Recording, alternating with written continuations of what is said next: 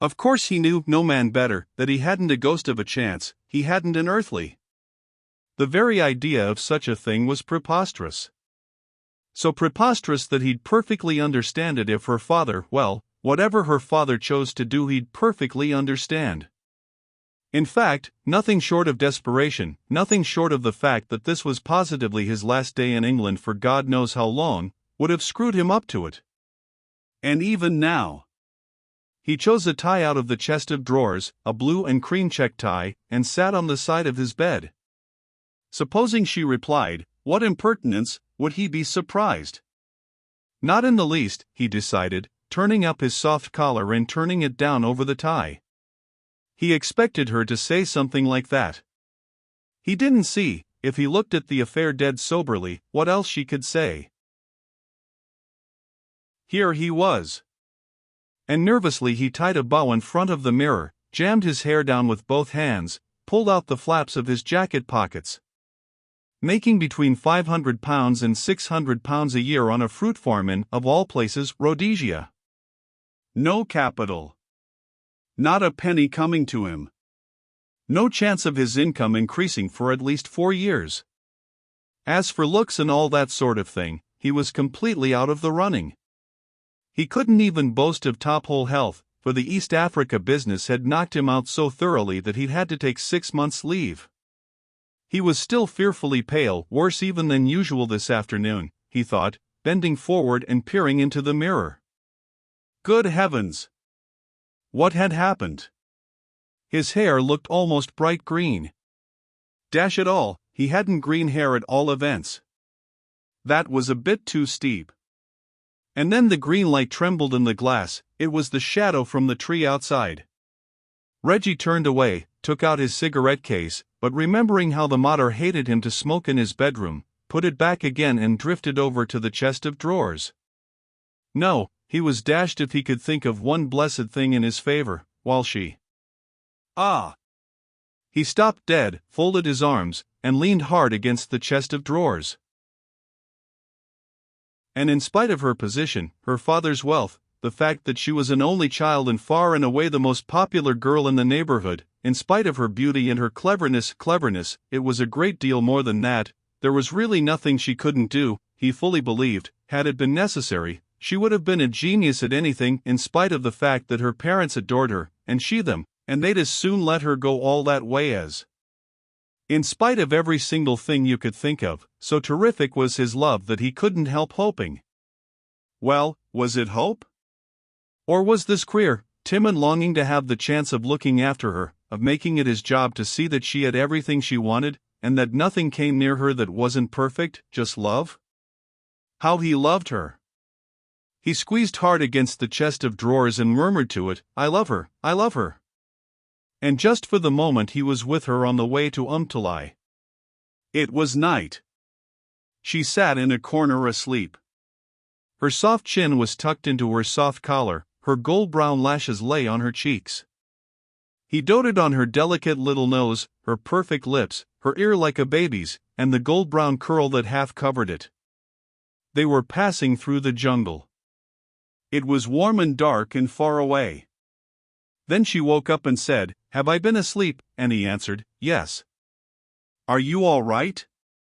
Here, let me, and he leaned forward too. He bent over her. This was such bliss that he could dream no further. But it gave him the courage to bound downstairs, to snatch his straw hat from the hall, and to say as he closed the front door, Well, I can only try my luck, that's all. But his luck gave him a nasty jar, to say the least, almost immediately. Promenading up and down the garden path with Chinny and Biddy, the ancient peaks, was the mater. Of course Reginald was fond of the mater and all that.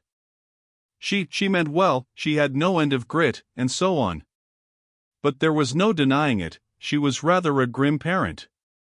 And there had been moments, many of them, in Reggie's life, before Uncle Alec died and left him the fruit farm, when he was convinced that to be a widow's only son was about the worst punishment a chap could have. And what made it rougher than ever was that she was positively all that he had. She wasn't only a combined parent, as it were, but she had quarreled with all her own and the governor's relations before Reggie had won his first trouser pockets. So that whenever Reggie was homesick out there, sitting on his dark veranda by starlight, while the gramophone cried, "Dear, what is life but love?" his only vision was of the mater, tall and stout, rustling down the garden path, with Chinny and Biddy at her heels. The mater, with her scissors outspread to snap the head of a dead something or other, stopped at the sight of Reggie. "You are not going out, Reginald?" she asked, seeing that he was. "I'll be back for tea, mater," said Reggie weakly, plunging his hands into his jacket pockets. Snip! Off came a head. Reggie almost jumped. "I should have thought you could have spared your mother your last afternoon," said she. Silence. The Peaks stared.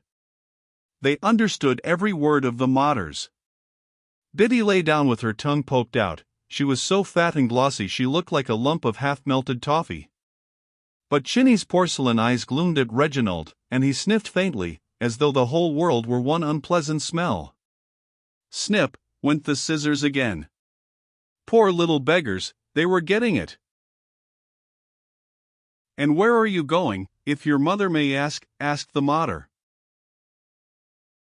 It was over at last, but Reggie did not slow down until he was out of sight of the house and halfway to Colonel Proctor's. Then only he noticed what a top-hole afternoon it was. It had been raining all the morning, late summer rain, warm, heavy, quick, and now the sky was clear, except for a long tail of little clouds, like ducklings, sailing over the forest. There was just enough wind to shake the last drops off the trees. One warm star splashed on his hand. Ping! Another drummed on his hat. The empty road gleamed, the hedges smelled of briar, and how big and bright the hollyhocks glowed in the cottage gardens. And here was Colonel Proctor's, here it was already. His hand was on the gate, his elbow jogged the syringa bushes, and petals and pollen scattered over his coat sleeve. But wait a bit. This was too quick altogether. He'd meant to think the whole thing out again. Here, steady. But he was walking up the path, with the huge rose bushes on either side. It can't be done like this. But his hand had grasped the bell, given it a pull, and started it pealing wildly, as if he'd come to say the house was on fire. The housemaid must have been in the hall, too, for the front door flashed open, and Reggie was shut in the empty drawing room before that confounded bell had stopped ringing.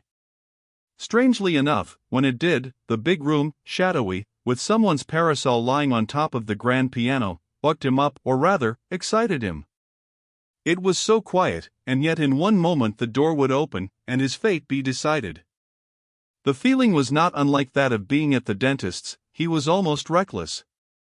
But at the same time, to his immense surprise, Reggie heard himself saying, "Lord, thou knowest, thou hast not done much for me."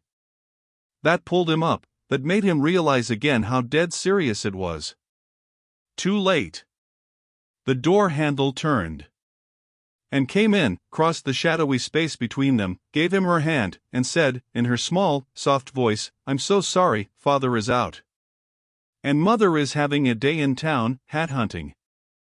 There's only me to entertain you, Reggie." Reggie gasped, pressed his own hat to his jacket buttons, and stammered out, "As a matter of fact, I've only come to say goodbye." "Oh," cried in softly, she stepped back from him and her gray eyes danced, "what a very short visit." Then, watching him, her chin tilted, she laughed outright, a long, soft peal, and walked away from him over to the piano, and leaned against it, playing with the tassel of the parasol. "I'm so sorry," she said, "to be laughing like this. I don't know why I do. It's just a bad habit." And suddenly she stamped her gray shoe, and took a pocket handkerchief out of her white woolly jacket. "I really must conquer it, it's too absurd," said she. "Good heavens, and," cried Reggie, "I love to hear you laughing. I can't imagine anything more." But the truth was, and they both knew it, she wasn't always laughing. It wasn't really a habit. Only ever since the day they'd met, ever since that very first moment, for some strange reason that Reggie wished to God he understood, and had laughed at him. Why? It didn't matter where they were or what they were talking about. They might begin by being as serious as possible, dead serious at any rate, as far as he was concerned, but then suddenly, in the middle of a sentence, and would glance at him, and a little quick quiver passed over her face. Her lips parted, her eyes danced, and she began laughing. Another queer thing about it was, Reggie had an idea she didn't herself know why she laughed. He had seen her turn away, frown, suck in her cheeks, press her hands together. But it was no use.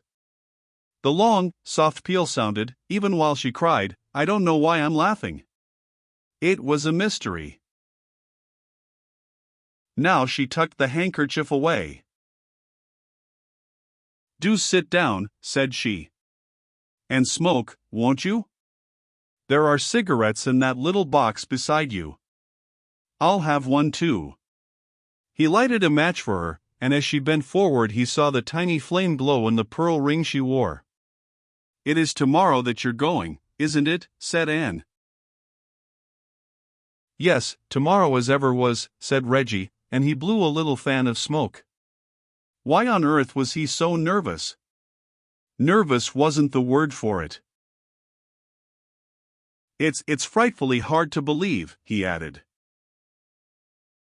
"Yes, isn't it?" said Anne softly, and she leaned forward and rolled the point of her cigarette round the green ashtray. How beautiful she looked like that, simply beautiful, and she was so small in that immense chair. Reginald's heart swelled with tenderness, but it was her voice, her soft voice, that made him tremble. "I feel you've been here for years," she said. Reginald took a deep breath of his cigarette. "It's ghastly, this idea of going back," he said.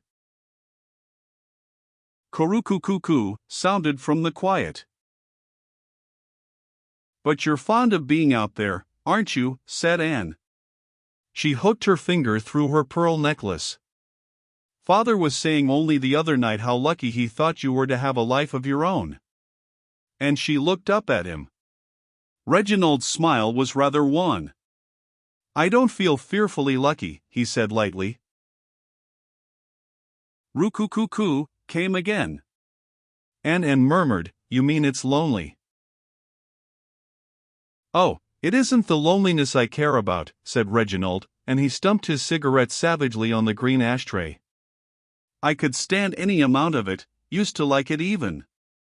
It's the idea of it." Suddenly, to his horror, he felt himself blushing. "Roo-coo-coo-coo.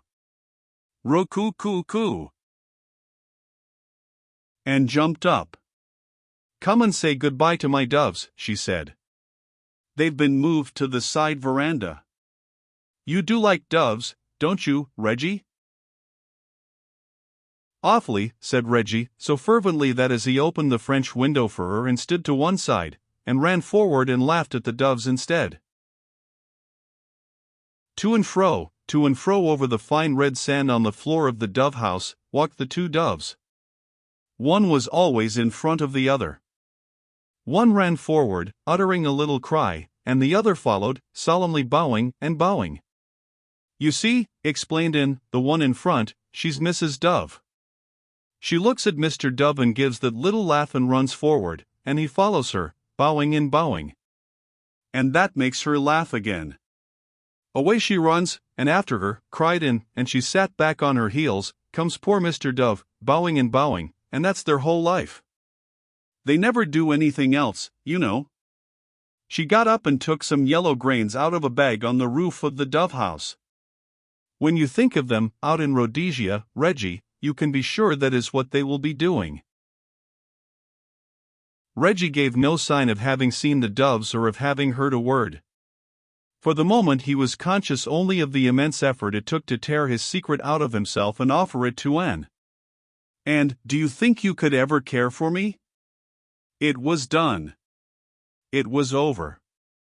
And in the little pause that followed, Reginald saw the garden open to the light, the blue quivering sky, the flutter of leaves on the veranda poles, and in turning over the grains of maize on her palm with one finger. Then slowly she shut her hand, and the new world faded as she murmured slowly, "No, never in that way." But he had scarcely time to feel anything before she walked quickly away, and he followed her down the steps, along the garden path, under the pink rose arches, across the lawn. There, with the gay herbaceous border behind her, and faced Reginald. "It isn't that I'm not awfully fond of you," she said. "I am." But her eyes widened, not in the way a quiver passed over her face one ought to be fond of, her lips parted, and she couldn't stop herself. She began laughing. "There, you see," she cried, "it's your check tie.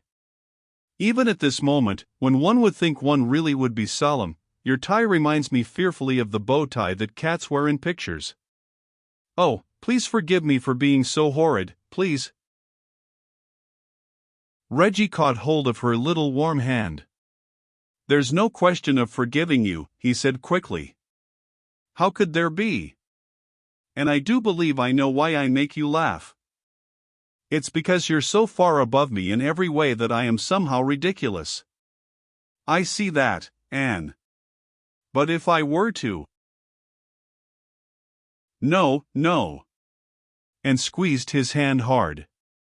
"It's not that. That's all wrong. I'm not far above you at all. You're much better than I am. You're marvelously unselfish and kind and simple. I'm none of those things. You don't know me." "I'm the most awful character," said Anne. "Please don't interrupt. And besides, that's not the point. The point is," she shook her head, "I couldn't possibly marry a man I laughed at. Surely you see that. The man I married breathed in softly." She broke off. She drew her hand away, and looking at Reggie she smiled strangely, dreamily. "The man I marry." And it seemed to Reggie that a tall, handsome, brilliant stranger stepped in front of him and took his place, the kind of man that and he had seen often at the theater, walking onto the stage from nowhere, without a word catching the heroine in his arms, and after one long, tremendous look, carrying her off to anywhere. Reggie bowed to his vision. "Yes, I see," he said huskily. "Do you?" said Anne. "Oh, I do hope you do. Because I feel so horrid about it. It's so hard to explain. You know I've never—" She stopped. Reggie looked at her. She was smiling. "Isn't it funny?" she said. "I can say anything to you. I always have been able to from the very beginning." He tried to smile, to say "I'm glad." She went on. "I've never known anyone I like as much as I like you. I've never felt so happy with anyone. But I'm sure it's not what people and what books mean when they talk about love. Do you understand? Oh, if you only knew how horrid I feel. But we'd be like Mr. and Mrs. Dove." That did it. That seemed to Reginald final, and so terribly true that he could hardly bear it. "Don't drive it home," he said, and he turned away from him and looked across the lawn. There was the gardener's cottage, with the dark ilex tree beside it. A wet, blue thumb of transparent smoke hung above the chimney. It didn't look real. How his throat ached. Could he speak? He had a shot. "I must be getting along home," he croaked, and he began walking across the lawn. But Anne ran after him. "No, don't. You can't go yet," she said imploringly. "You can't possibly go away feeling like that." And she stared up at him frowning, biting her lip. "Oh, that's all right," said Reggie, giving himself a shake. I'll, and he waved his hand as much to say get over it. "But this is awful," said Anne. She clasped her hands and stood in front of him. "Surely you do see how fatal it would be for us to marry, don't you?" "Oh, quite," said Reggie, looking at her with haggard eyes. "How wrong, how wicked, feeling as I do. I mean, it's all very well for Mr. and Mrs. Dove. But imagine that in real life, imagine it. Oh, absolutely, said Reggie, and he started to walk on. But again Anne stopped him. She tugged at his sleeve, and to his astonishment, this time, instead of laughing, she looked like a little girl who was going to cry. Then why, if you understand, are you so unhappy? She wailed. Why do you mind so fearfully? Why do you look so awful? Reggie gulped, and again he waved something away. I can't help it, he said, I've had a blow. If I cut off now, I'll be able to. How can you talk of cutting off now? Said Anne scornfully. She stamped her foot at Reggie, she was crimson. How can you be so cruel? I can't let you go until I know for certain that you are just as happy as you were before you asked me to marry you. Surely you must see that, it's so simple. But it did not seem at all simple to Reginald. It seemed impossibly difficult. Even if I can't marry you, how can I know that you're all that way away, with only that awful mother to write to, and that you're miserable, and that it's all my fault? It's not your fault. Don't think that. It's just fate. Reggie took her hand off his sleeve and kissed it. Don't pity me, dear little Anne, he said gently. And this time he nearly ran, under the pink arches, along the garden path. Roo-coo-coo-coo. Roo-coo-coo-coo sounded from the veranda. Reggie, Reggie, from the garden. He stopped, he turned. But when she saw his timid, puzzled look, she gave a little laugh. Come back, Mr. Dove, said Anne. And Reginald came slowly across the lawn.